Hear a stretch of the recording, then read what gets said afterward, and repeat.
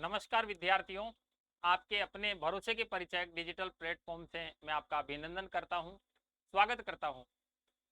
जैसा कि प्यारे विद्यार्थियों आपको मालूम है, राजस्थान के अंदर पीटीटी और बीएसटीसी भर्ती परीक्षा के अंदर अध्यापकीय अभिवृत्ति और अभिरुचि के जो प्रश्न आते हैं 50 प्रश्नों का मायना रखता है। 50 प्रश्न जो आने वाले होते हैं उन 50 प्रश्नों को हम कैसे हल करेंगे, क्योंकि इन 50 प्रश्नों के आधार पर ही सिलेक्शन होना या न होना तय होता है। इसका मतलब इस बार भी हम पिछले वर्ष की भांति इस बार भी एम स्टडी इस प्लेटफॉर्म के माध्यम से आप लोगों को बीएसटीसी और बीएड के लिए एंट्रेंस टेस्ट जो होता है उसके लिए हम 50 प्रश्नों की जो कवायद है वो शुरू कर देते हैं।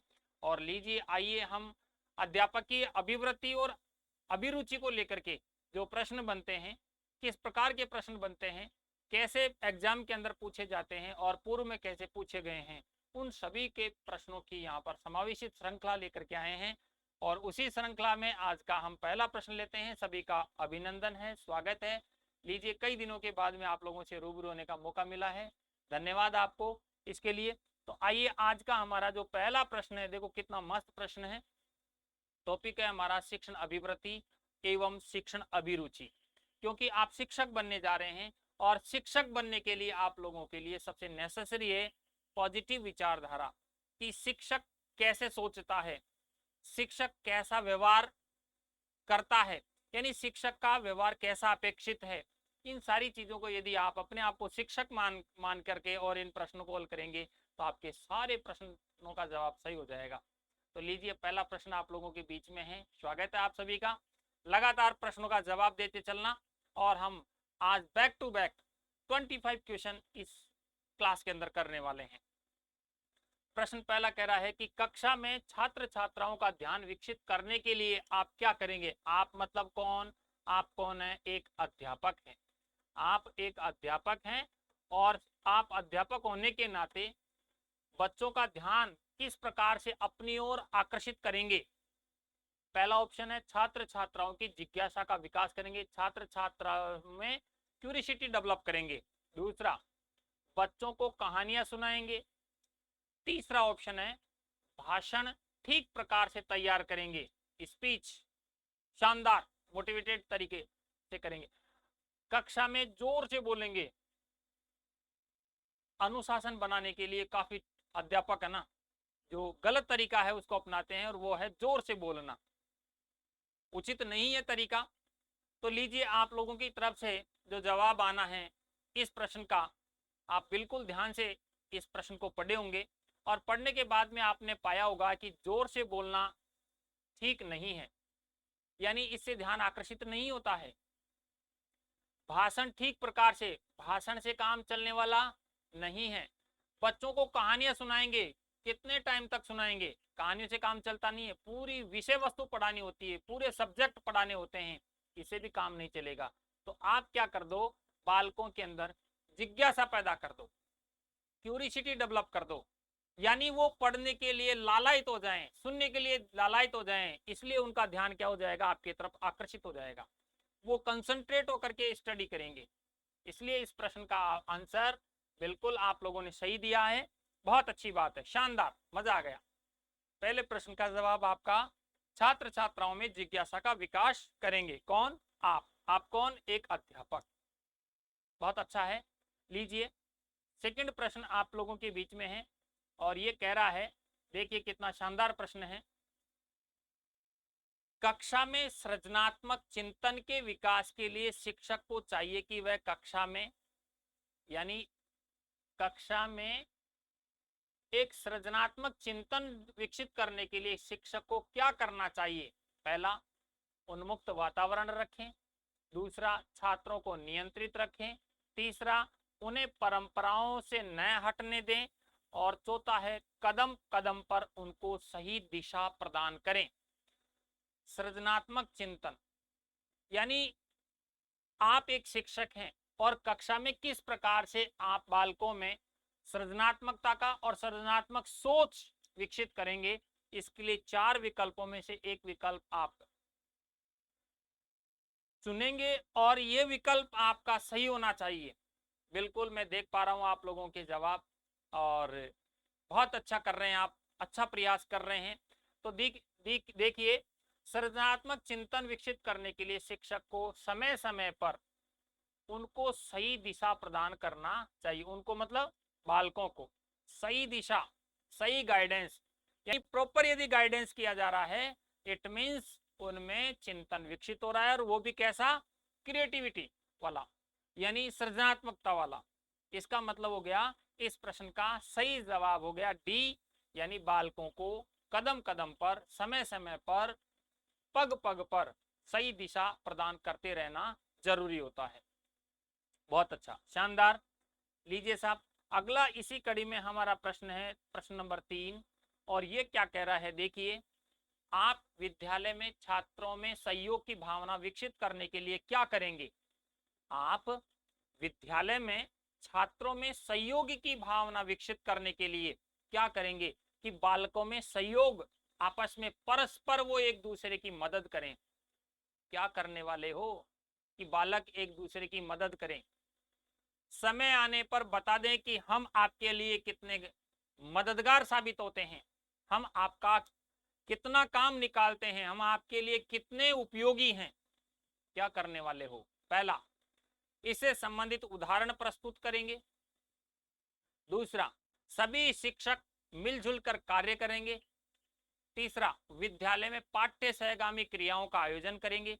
को करिकुलर एक्टिविटीज कहते हैं। जब आप शिक्षक प्रशिक्षण महाविद्यालय में प्रशिक्षण प्राप्त कर रहे होंगे, उस समय हम पाठ्य सहगामी क्रियाओं के बारे में आपको विस्तार से पढ़ाएंगे, मीन्स आपके कॉलेज में पढ़ाया जाएगा।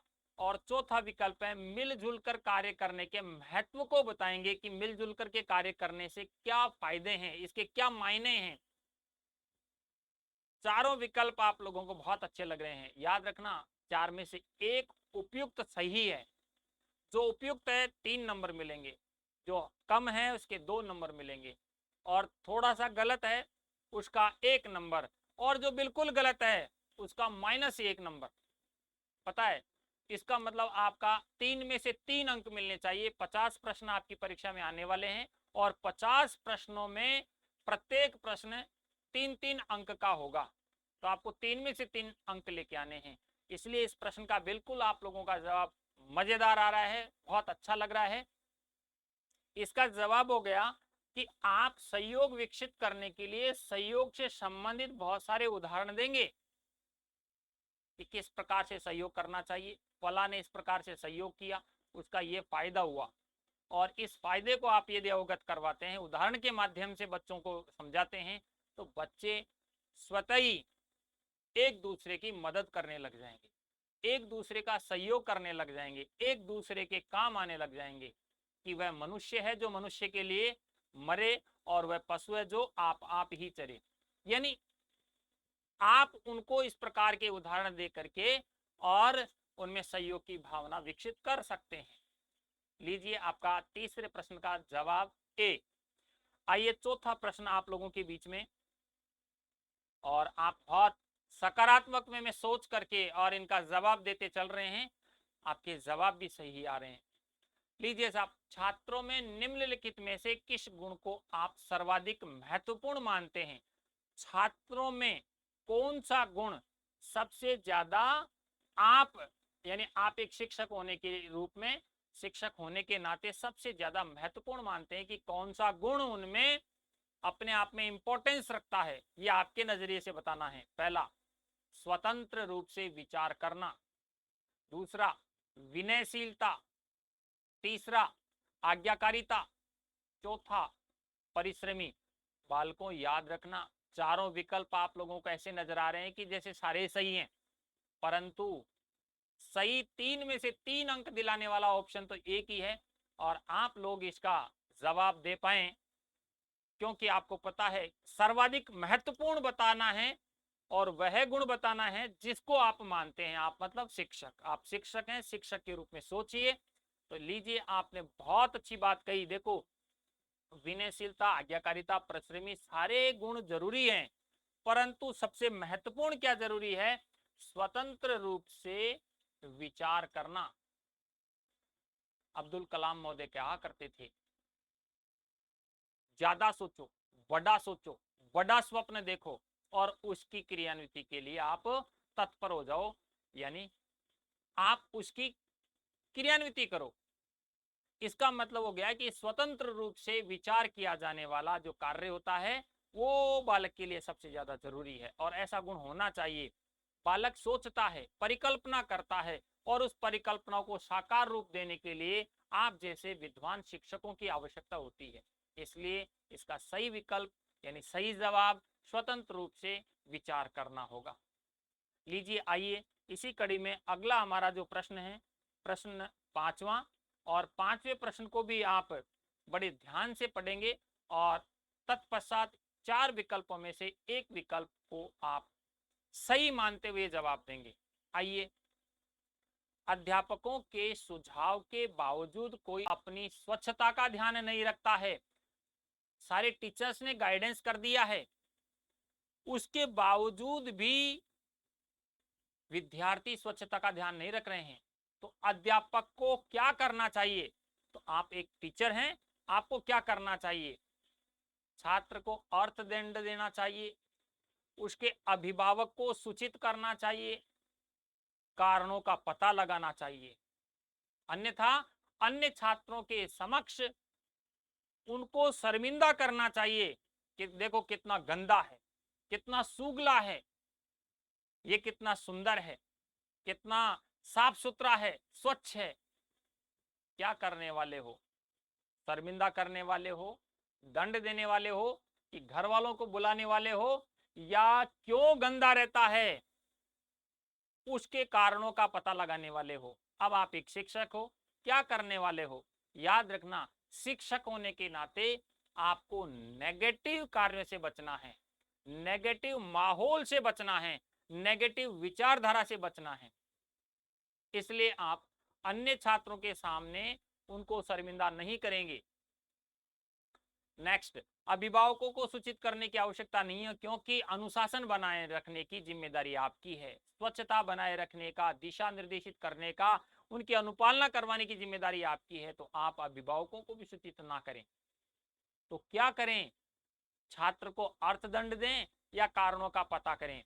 प्यारे विद्यार्थियों, यदि कोई छात्र पढ़ाई में कमजोर है, पढ़ाई में रुचि नहीं ले रहा है, उसका मन पढ़ाई में नहीं लग रहा है, तो ऐसी स्थिति में तो कारणों का पता लगाया जाना सुनिश्चित किया जाता है, कारणों का पता लगाना सही माना जाता है।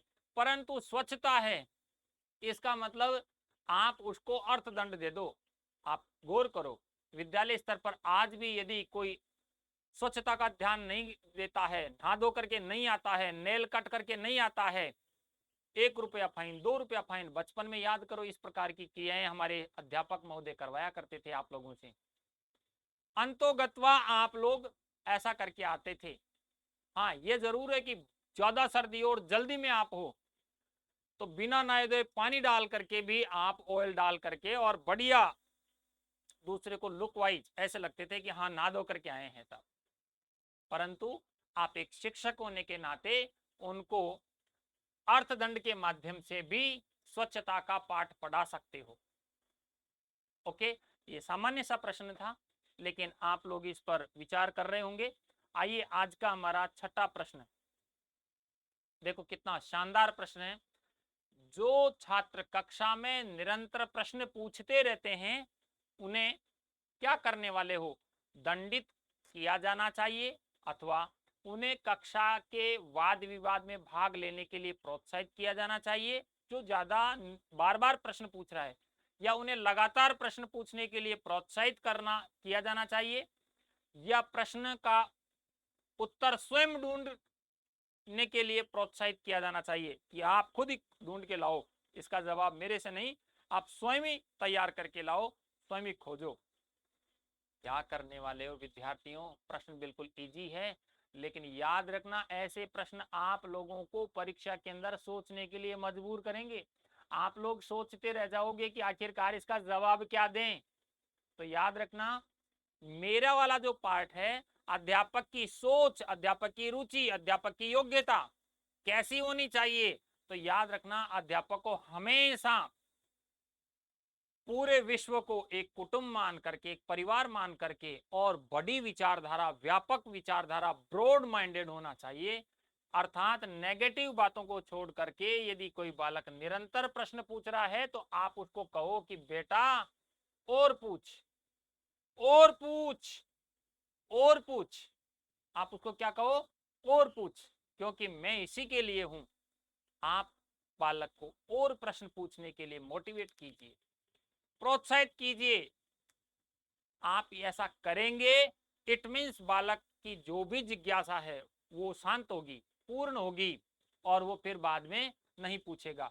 लेकिन याद रखना, जब तक पूर्ण नहीं होगी तब तक आप उसको दबा नहीं सकते, उसकी इच्छाओं का दमन नहीं कर सकते, क्योंकि आप एक अच्छे सभ्य शिक्षक हैं और शिक्षक कहलाने योग्य भी हैं।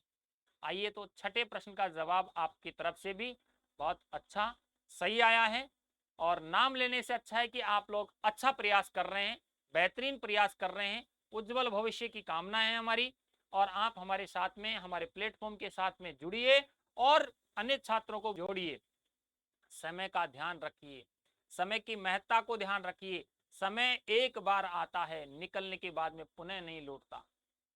अतः आप जैसा भी चल रहा है, परिस्थितियां कैसी भी चल रही है, परंतु आप इस समय को यूटिलाइज कीजिए और अपनी तैयारी को जारी रखें।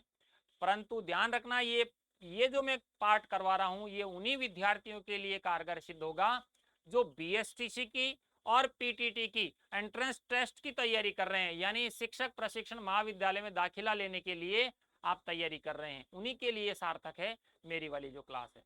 आइए, अगला प्रश्न, सातवां। सातवां क्या शानदार प्रश्न है। शिक्षक छात्र के लिए, एक अध्यापक है छात्र के लिए पिता की स्थिति में होता है, मित्र व हितैषी की स्थिति में होता है, माता की स्थिति में होता है, या ये सभी? क्या कहने वाले हो? आप एक अध्यापक हो और बालकों के नजरिए से आप क्या हो? पिता की स्थिति में हो, या मित्र या हितैषी की स्थिति में हो, या माता की स्थिति में हो, या सभी? जवाब आपकी तरफ से सही आ रहा है, शानदार, मजा आ गया, क्योंकि प्रश्न भी इजी है, क्योंकि आप एक अच्छे शिक्षक हैं और छात्र की नजर में आप उसके अच्छे दोस्त हो, अच्छे सहयोगी हो, अच्छे शुभचिंतक हो। तो आपको एक अच्छा हितैषी बनना है, अच्छा फ्रेंड बनना है, और शिक्षक यदि इस प्रकार से करता है तो उसका शिक्षक होने का दायित्व पूर्ण माना जाता है। आइए, अगला प्रश्न, 8वां नंबर का प्रश्न देखिए, आप लोगों को सही समझ में आ रहा होगा। छात्रों को अपनी मातृभाषा के ज्ञान में वृद्धि हेतु क्या सुझाव संभव है? आप क्या सुझाव देंगे कि छात्रों को अपनी मातृभाषा, मदर टंग, उसका ज्ञान में वृद्धि हो? पहला, घर तथा विद्यालय में मातृभाषा का प्रयोग करें। दूसरा सुझाव, केवल मातृभाषा की पुस्तकों का प्रयोग करें।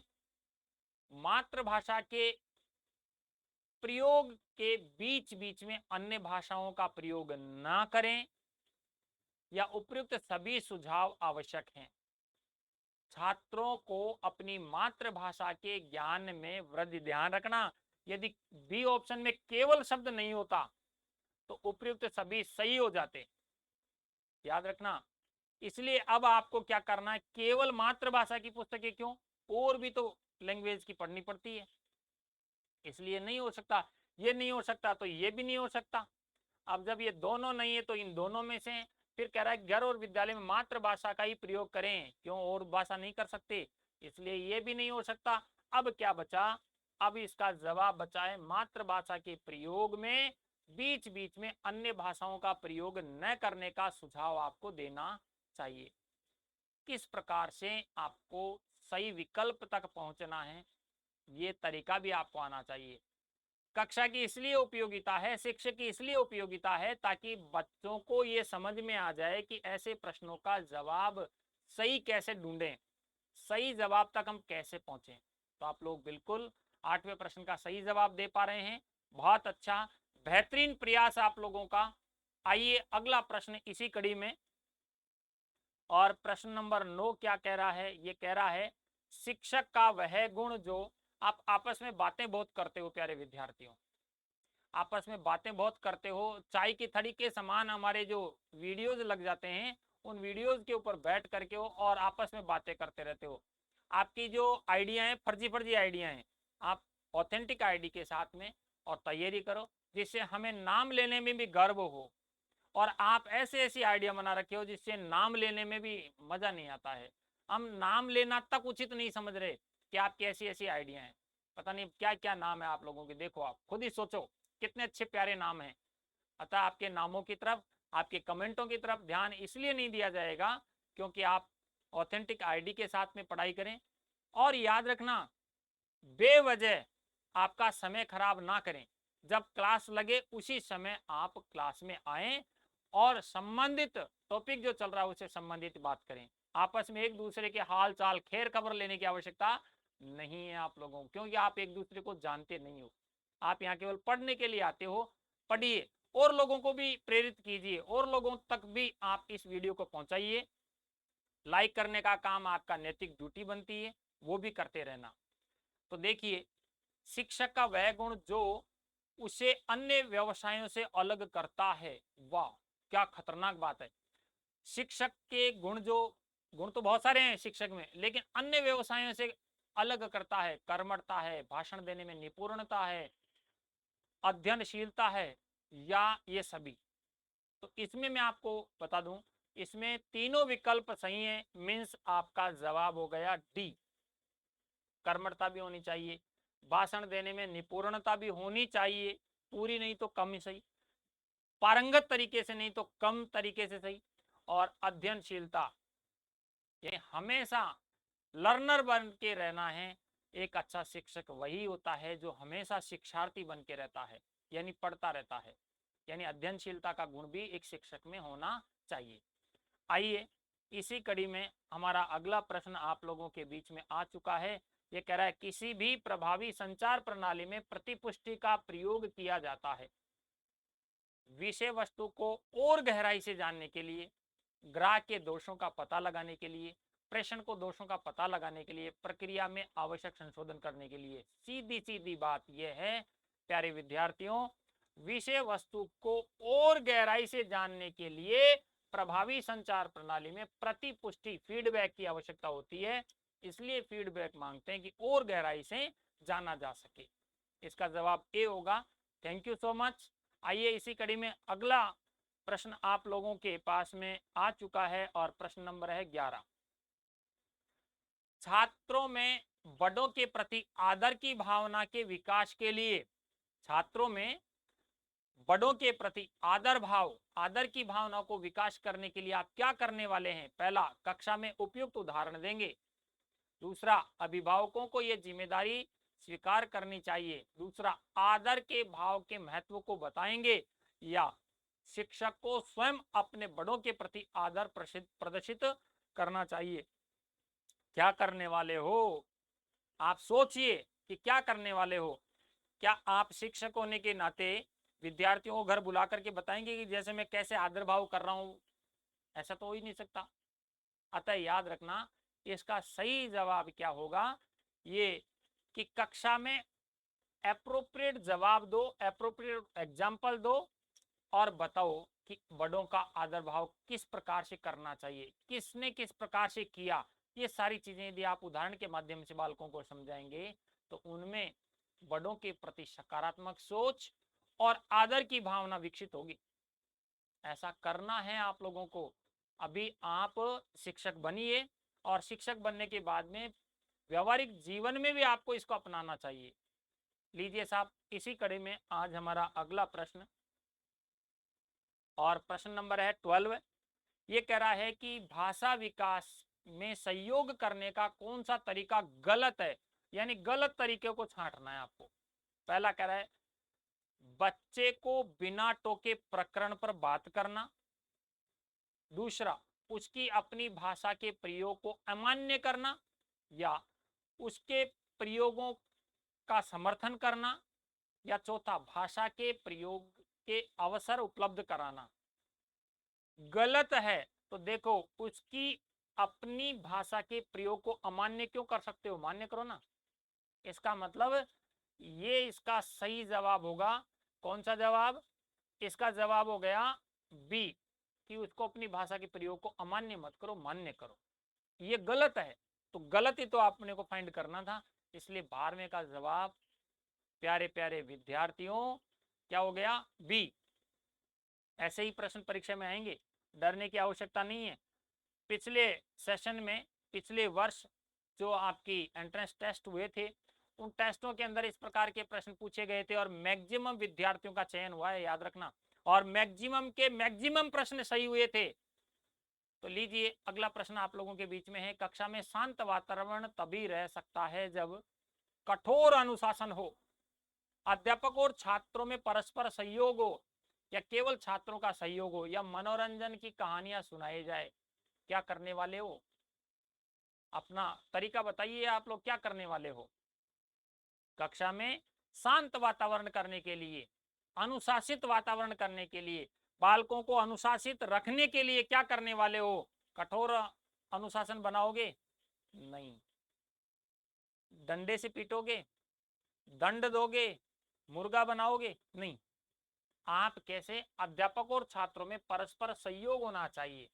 मतलब आजकल की यही परंपरा है, किस प्रकार से एक दूसरे में कोऑर्डिनेशन है, उतना ही कक्षा का वातावरण शांत रहेगा, अनुशासित होगी कक्षा।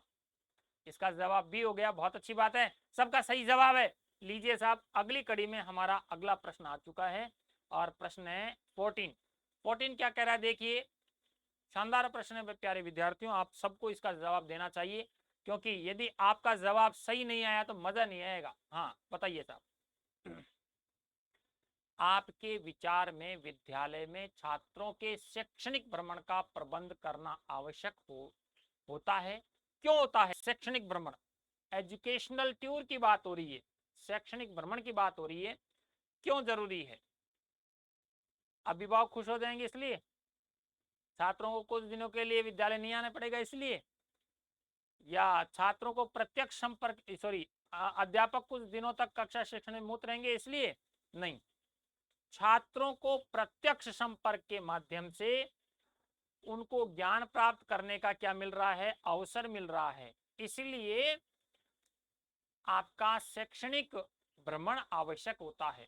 प्रत्यक्ष, कहते हैं प्रत्यक्ष को प्रमाण की आवश्यकता नहीं, प्रत्यक्ष में आकर के जिन चीजों को देखा जाता है वो ज्यादा स्थायी होती है, चिर स्थायी जिसको बोल सकते हैं। आइए, तो इसका जवाब आप लोगों ने भी सही दिया है, थैंक यू। अगला प्रश्न इसी कड़ी में, और प्रश्न नंबर है 15वां। ये कह रहा है निबंधात्मक परीक्षाएं विश्वसनीय नहीं होती। बिल्कुल बात सही है, सही बात है। वस्तुनिष्ठ परीक्षा प्रणाली इसलिए ज्यादा प्रभावी है, इसलिए ज्यादा विश्वसनीय है, क्योंकि वहां परिणाम एक जैसा आता है। परंतु निबंधात्मक यदि कोई परीक्षाएं हैं, वहां परिणाम एक जैसा नहीं आएगा। चेक करने वाला मैं हूं, उदार दिल वाला हूं, ज्यादा अंक दे दूंगा, और उसी कॉपी को मैं दूसरे अध्यापक के पास में भेजूं, और वो मान लो थोड़ा सा कंजूस प्रवृत्ति का है और काफी सारी कमियां निकाल करके और वो अंकन करता है, वो कम नंबर देता है, तो बताइए वही कॉपी, वही कंटेंट, वही उत्तर, वही विद्यार्थी, और एक ही प्रश्न के अलग अलग अंकन किया जा रहा है। इसका मतलब हो गया कि हमारी निबंधात्मक जितनी भी परीक्षाएं हैं वो विश्वसनीय इसलिए नहीं होती क्योंकि उनका परिणाम समान नहीं होता है, अलग अलग परिस्थिति, परिवेश और अध्यापक के ऊपर निर्भर करता है। अध्यापक का मूड खराब हो रहा हो और कॉपी चेक कर रहा हो और निबंधात्मक हो तो खींच के नंबर देगा, कम नंबर देगा, और यदि मूड सही हो तो वो बढ़िया वाले नंबर दे देगा। इसलिए निबंधात्मक परीक्षाएं ज्यादा विश्वसनीय नहीं है। कारण क्या है? परिणाम सदैव समान नहीं होते। शानदार। लीजिए अगला प्रश्न।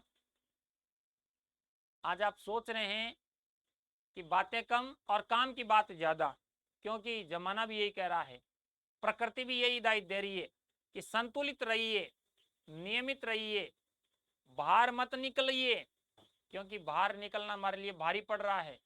हाँ तो लीजिए, आपके विचार में शिक्षा का उद्देश्य, आपके विचार मतलब आप एक शिक्षक होने के नाते जो हमारी एजुकेशन है इसका मोटो क्या है?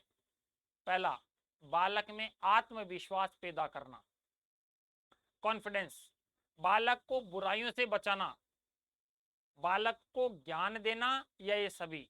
आपके अनुसार क्या है? तीनों ही है आपके अनुसार? बिल्कुल सही जवाब है इसका, तो सबका ही सही होगा, शानदार जवाब होगा। बिल्कुल, शिक्षा का उद्देश्य आत्मविश्वास पैदा करना भी है, बुराइयों से बचाना भी है, और बालक को ज्ञान देना भी है, नॉलेज प्रदान करना भी है शिक्षा का उद्देश्य।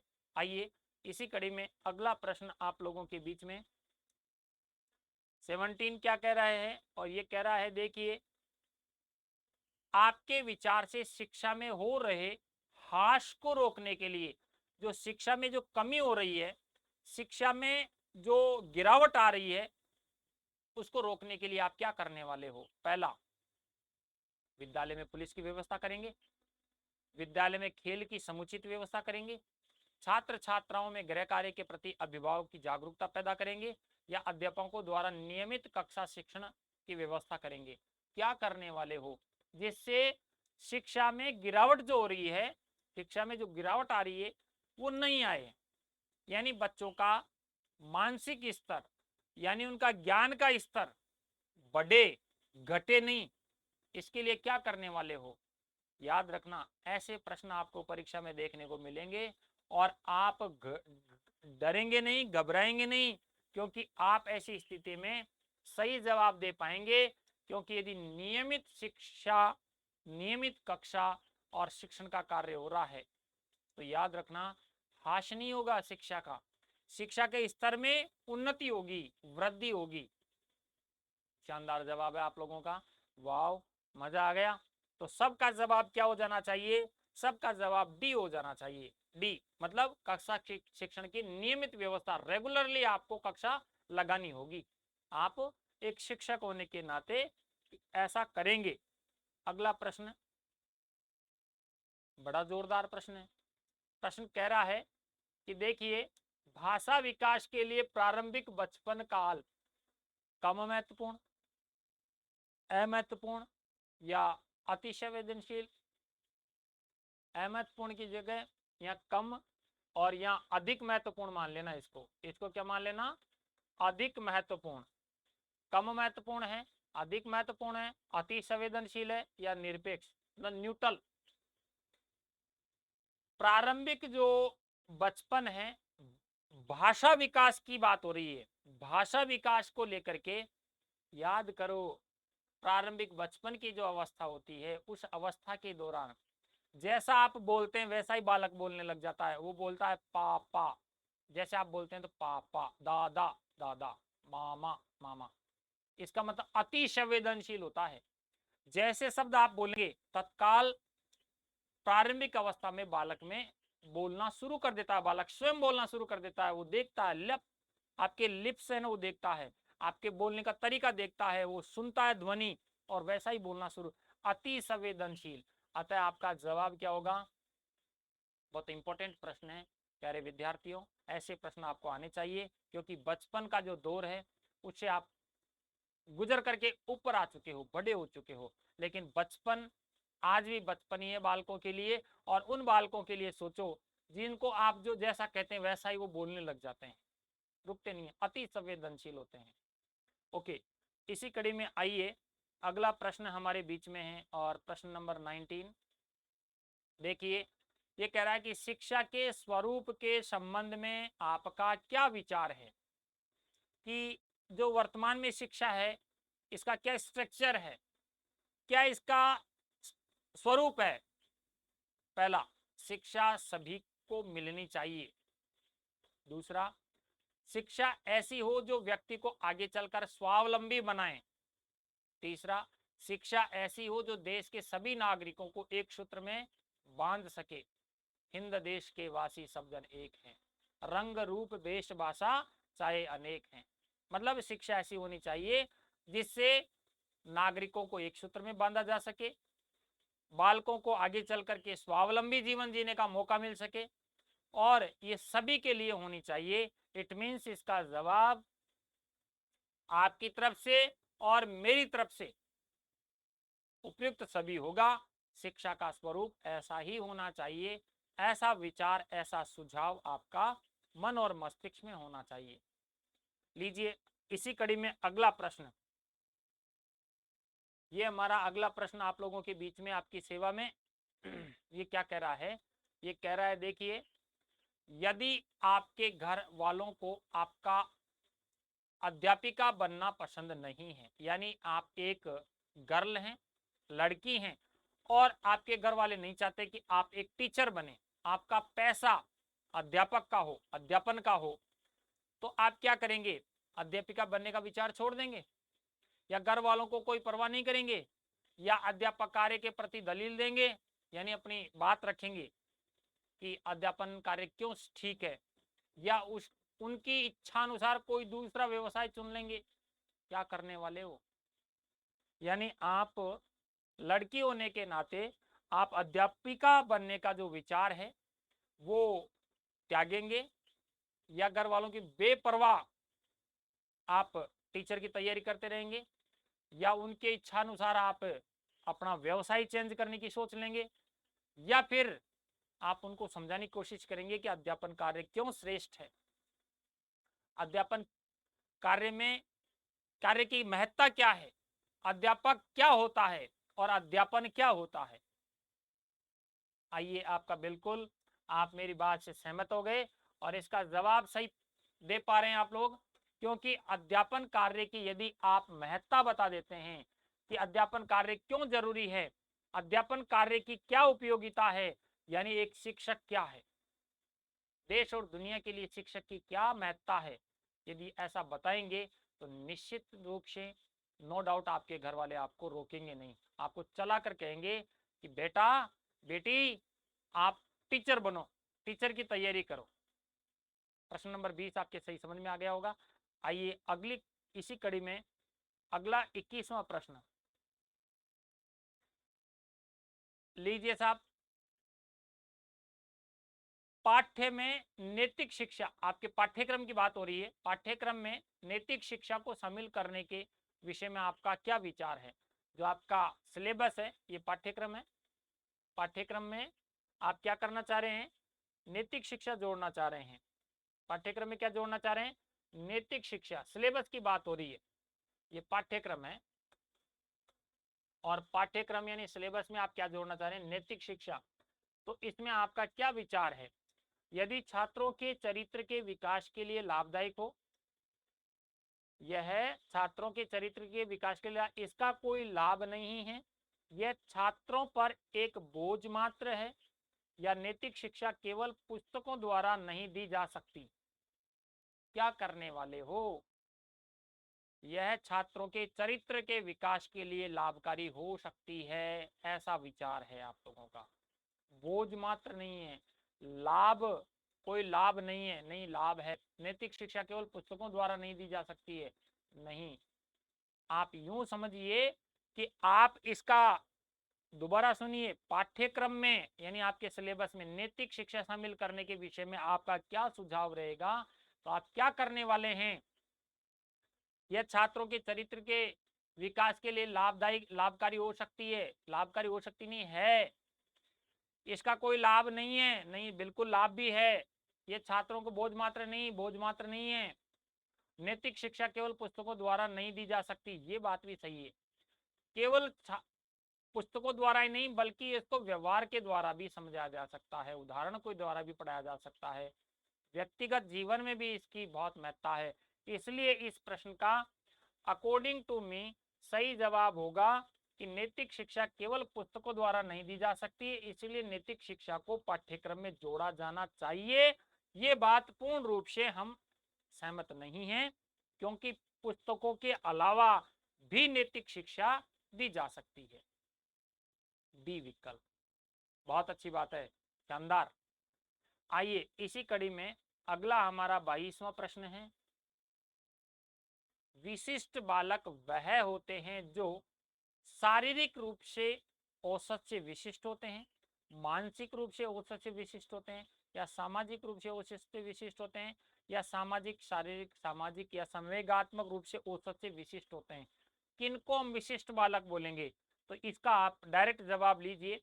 विशिष्ट बालक हम मानसिक रूप से औसत से अधिक होते हैं उनको विशिष्ट बालक कहेंगे। विशिष्ट बालक का मतलब मानसिक रूप से औसत से विशिष्ट होने वाले बालकों को ही हम क्या कहेंगे, मानसिक रूप वालों को विशिष्ट बालक कहेंगे। ठीक है, तो इसका 22 का जवाब आप भी रखेंगे।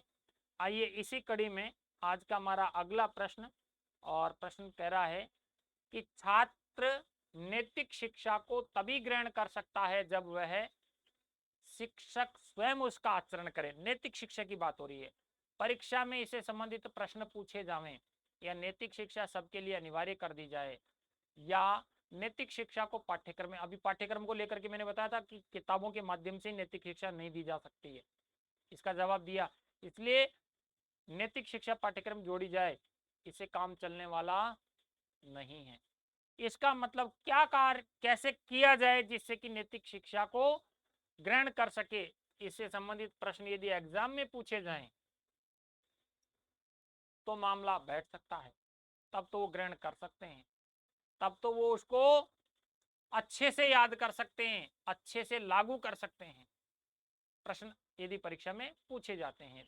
तो इसका जवाब क्या हुआ, बी। आइए बालकों, इसी कड़ी में आज का हमारा सेकंड लास्ट प्रश्न है। आपके दृष्टि में छात्रों का अधिकतम विकास होता है, आपकी दृष्टि में छात्रों का अधिकतम विकास शारीरिक परिश्रम द्वारा होता है, मानसिक कार्यों द्वारा होता है, अच्छे साहित्य के द्वारा होता है, या सांस्कृतिक गतिविधियों के द्वारा होता है। अधिकतम विकास, मैक्सिमम डेवलपमेंट, और किसके द्वारा होता है, तो याद रखना मानसिक कार्यों के द्वारा ही व्यक्ति का, बालकों का मैक्सिमम डेवलपमेंट होता है। आ रहा है समझ में, क्योंकि हम अच्छे एक टीचर बनने जा रहे हैं, अच्छे शिक्षक बनने जा रहे हैं, तो हमारी विचारधारा भी ऐसी हो जानी चाहिए कि मानसिक कार्य बहुत बेहतरीन है, और मानसिक कार्यों का जो परिणाम है वो बालकों के लिए लाभदायक होता है। इसलिए इसका जवाब चॉइस का बी। और आज का ये अंतिम प्रश्न, और अंतिम प्रश्न का उम्मीद है कि आप लोग इस प्रश्न को पढ़ेंगे, और पढ़ने के बाद में प्यारे विद्यार्थियों इसका जवाब इसी वीडियो के डिस्क्रिप्शन में देंगे। पुनः बोल रहा हूं प्यारे विद्यार्थियों, आप इस प्रश्न को पढ़ेंगे, और पढ़ने के बाद में इसका जवाब आप इसी वीडियो के डिस्क्रिप्शन में देंगे। प्रश्न है, भय और दंड का प्रभाव बच्चों को अनुशासित बना सकता है। इस कथन से आप पूर्ण सहमत है, आंशिक रूप से सहमत है, अनिश्चित है, या पूर्ण असहमत है, क्या कहने वाले हो, इसका जवाब आप इस वीडियो के डिस्क्रिप्शन में देंगे। आपसे लेते हैं विदा, शुभ रात्रि। मिलते हैं कल अगली क्लास में नए जोश और नई उम्मीद के साथ में। तब तक प्यारे विद्यार्थियों, आप लोग आपके सभी विद्यार्थियों तक इस वीडियो को पहुंचाएं, और सभी तक अपने एम स्टडी को फैलाएं। धन्यवाद, बेस्ट ऑफ लक।